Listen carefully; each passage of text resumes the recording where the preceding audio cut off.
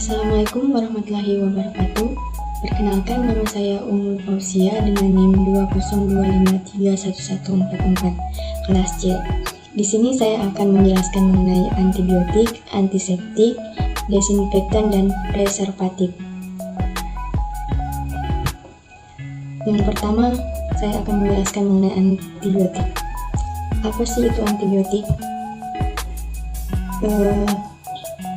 Antibiotik ditemukan pada tahun 1928 oleh Sir Alexander Fleming.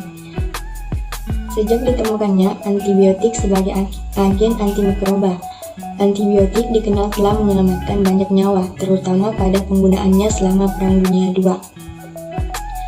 Antibiotik merupakan obat yang berfungsi untuk mencegah dan mengobati infeksi yang disebabkan oleh bakteri.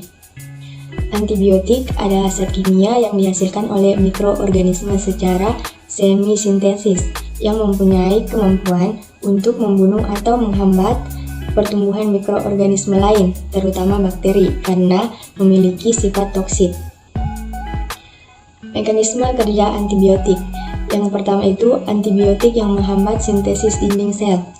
Antibiotik ini adalah antibiotik yang merusak lapisan peptidoglikan yang menyusun dinding sel bakteri gram positif maupun gram negatif dengan mencegah ikatan silang peptidoglikan pada tahap akhir sintesis dinding sel, yaitu dengan cara menghambat protein pengikat penisilin atau penicillin binding protein.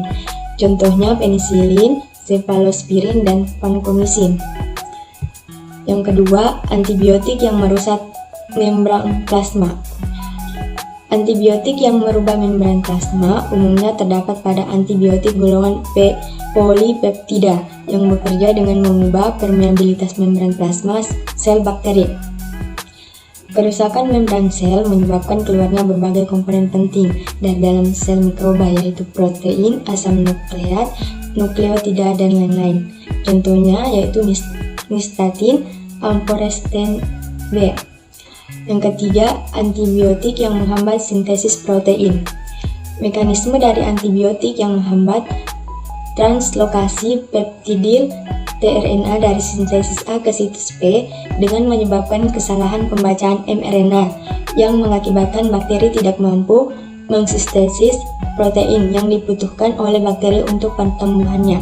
Contohnya aminoglikosid, tetrasiklin, dan kloromfenikol. Yang keempat, antibiotik yang menghambat sintesis asam nukleat. Penghambatan pada sintesis asam nukleat berupa penghambatan terhadap transkripsi dan replikasi mikroorganisme. Contohnya rifampicin dan quinolone. Yang kelima, antibiotik yang menghambat sintesis metabolit esensial. Penghambatan terhadap sintesis metabolit esensial antara lain dengan adanya komparator penghambat metabolit mikroorganisme karena struktur yang mirip dengan substrat normal bagi enzim metabolisme. Contohnya antimetabolit sulfanolamid dan PABA atau para aminobenzoic acid. Kemudian golongan antibiotik. Yang pertama itu ada penisilin, yang kedua cefalosporin, yang ketiga aminoglycosid, yang keempat makrolid, yang keenam karbophenam, yang ketujuh monobaktam atau beta-laktam, yang ke-8 quinolones, dan lain-lain. Resistensi antibiotik. Antibiotik dapat membantu mengatasi infeksi bakteri jika digunakan dengan tepat dan hati-hati.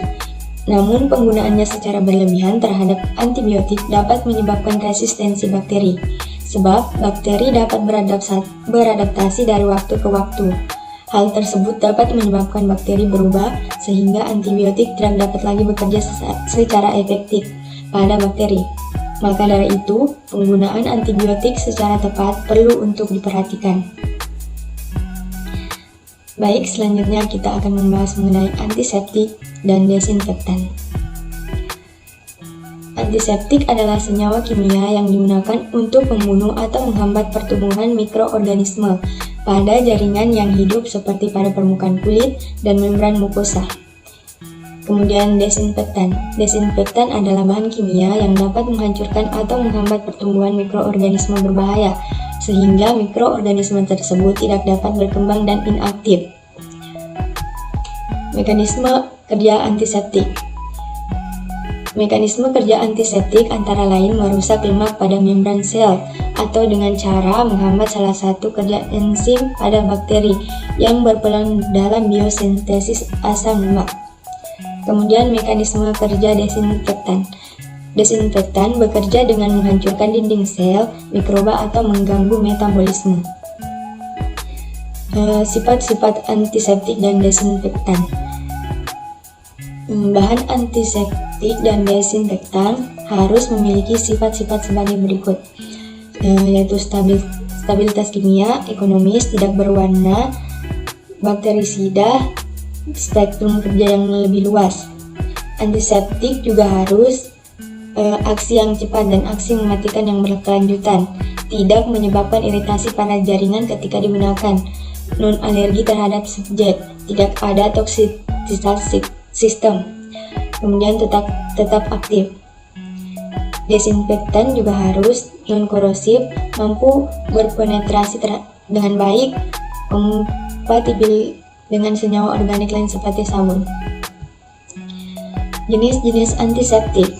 Yang pertama itu alkohol jenis etil, dapat ditemukan di beberapa produk pembersih rumah, hand sanitizer, dan alkohol swab. Yang kedua senyawa amonium quaterner, dapat ditemukan di beberapa produk deterjen. Yang ketiga chlorhexidin atau biguanin pada beberapa obat kumur dan pembersih luka. Yang keempat peroksida dan permanganan pada beberapa produk deterjen dan pembersih luka. Yang kelima turunan fenol terhalogenasi pada beberapa produk sabun. Yang keenam turunan quinolone pada beberapa produk obat pelega tenggorokan dan pembersih luka. Jenis-jenis desinfektan. Yang pertama itu klorin. Senyawa klorin dapat paling aktif adalah asam hipoklorit. Mekanisme kerjanya adalah menghambat oksidasi glukosa dalam sel mikroorganisme dengan cara menghambat enzim-enzim yang terlibat dalam metabolisme karbohidrat. Yang kedua iodin. Salah satu senyawa iodin yang sering digunakan sebagai desinfektan adalah iodofor. Sifatnya stabil, memiliki waktu simpan yang cukup panjang, aktif mematikan hampir semua sel bakteri, tetapi tidak aktif mematikan spora, non-korosif dan mudah terdispersi. Yang ketiga alkohol.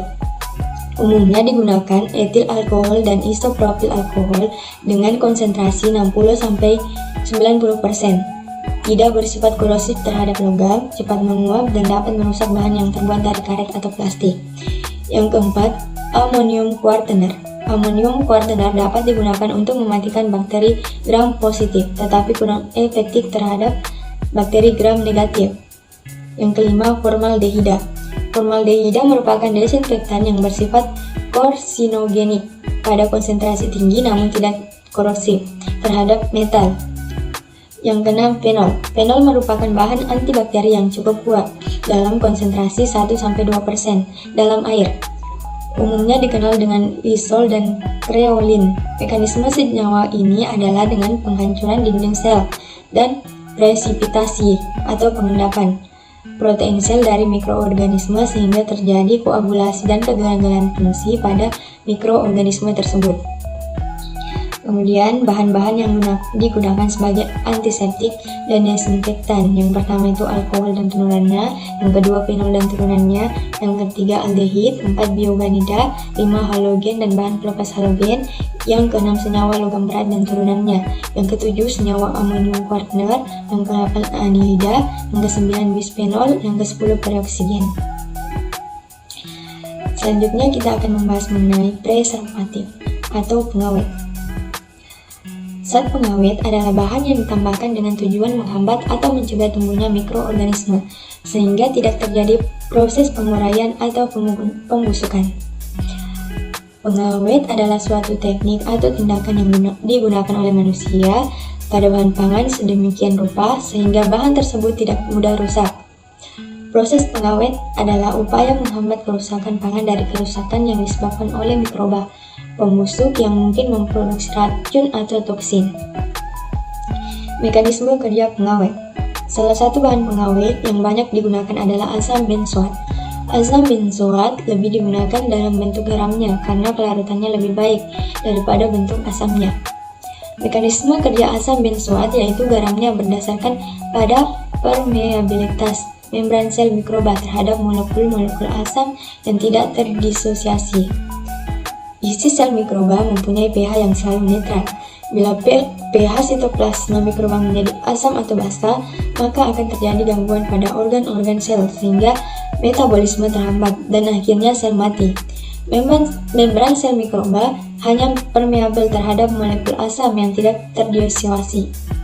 Maka untuk mendapatkan efektivitas yang tinggi, sebaiknya asam-asam tersebut digunakan dalam lingkungan asam. Macam-macam bahan pengawet. Bahan pengawet alami seperti garam. Larutan garam yang dimasukkan ke dalam jaringan diyakini mampu menghambat pertumbuhan aktivitas bakteri penyebab pembusukan sehingga membuat makanan lebih awet. Prosesnya biasa disebut dengan pengasinan atau penggaraman. Kemudian ada kerajinan. Kerajinan adalah bahan alami pembentuk gel yang dapat digunakan untuk mengenyalkan bakso dan mie basah sebagai bahan alternatif yang aman, pengganti boraks. Yang kedua ada bahan pengawet sintesis. Contohnya yaitu sodium benzoat. Pengawet ini berfungsi mencegah pertumbuhan jamur dan bakteri dalam makanan. Biasanya terdapat dalam buah atau bumbu di dalam makanan yang berbentuk bubuk putih seperti garam tapi tidak memiliki bau. Kemudian sodium nitrate. Pengawet ini berfungsi mencegah produksi bakteri di dalam jenis daging tertentu sehingga daging terlihat merah atau pink dan tidak cepat berubah warna menjadi coklat. Kemudian kalium atau potasium sorbate. Pengawet ini berfungsi menahan produksi ragi dan jamur dalam makanan.